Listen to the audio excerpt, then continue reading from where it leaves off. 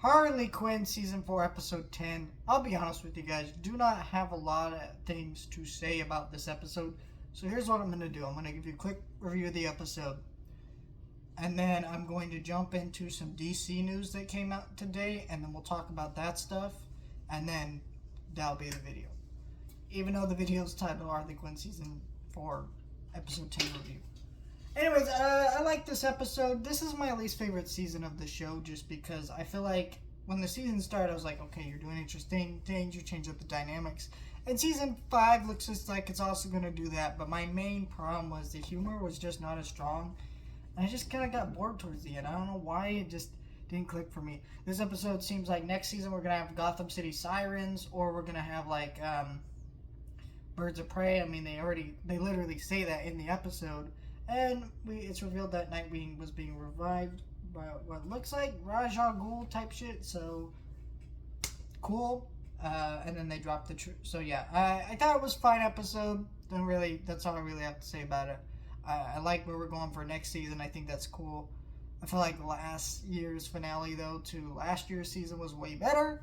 But hey, this worked fine for me.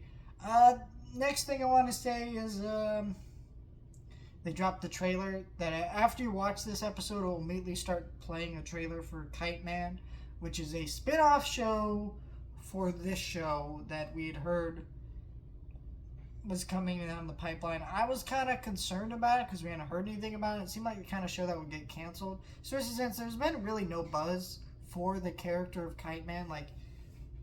Yeah, he's kind of fans started to really like him after he appeared in Harley Quinn, but he hadn't appeared in the show for a while, and this show it seemed like it was on the verge of cancellation a couple times too. So I was like, are we going to get that show? But apparently we are. It's done, and we're gonna get a full season next year. In all honesty, I think this show might be a fun and good show. But I think both of these shows are only going to last one more season, and that's it.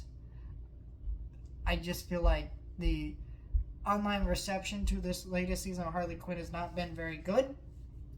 And I can kind of see why. Again, this was my least favorite season. I don't hate the season. I liked it. I thought it was good. But yeah, Kite Man. I'm excited to see more with Kite Man. But yeah, I just don't think that we're gonna get more than one season of that show. I don't know. We'll see. I will definitely be reviewing that show when it comes out, though. And then we got the trailer for Aquaman 2. We got the teaser trailer last week. Now we get the full trailer. I think it looks great. The visuals look great. I like the story that they're doing with it. Feels like this set of things that they're doing with Aquaman seems to be the most accurate to the comics compared to recent DC movies other than Blue Beetle. So I really like what they're doing with that. I think that's cool. Aquaman as a kid, I guess. I'm curious to see what they can do with that.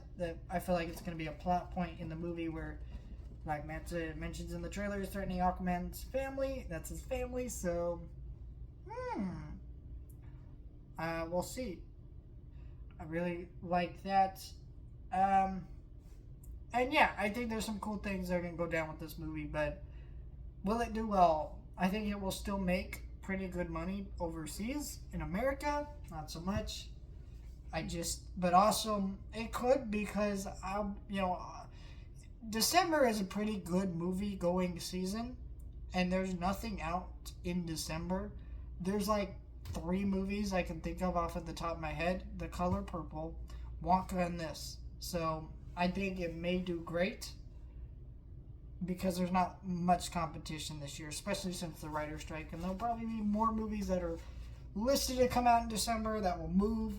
I know Wonka and Color Purple, Warner Brothers already stated, but honestly, I still could see them changing their release date to a Color Purple till next year of like January or something. We'll see. But yeah, I don't see us getting I don't see this movie flopping like some people think that it's going to do. And last bit of DC news I want to talk about is Batman Day is Saturday at the time I'm recording this video. And, Batman Day will be today by the time this video goes up. But if you're a Batman fan, The Regal Theaters are reshowing all the Dark Knight movies for an all-day marathon, and we have to pay to get into each one, which is really stupid. You should be able to pay like $15 for the marathon because it's $15. It's $5 per ticket. It's just like, why don't you just pay for all three?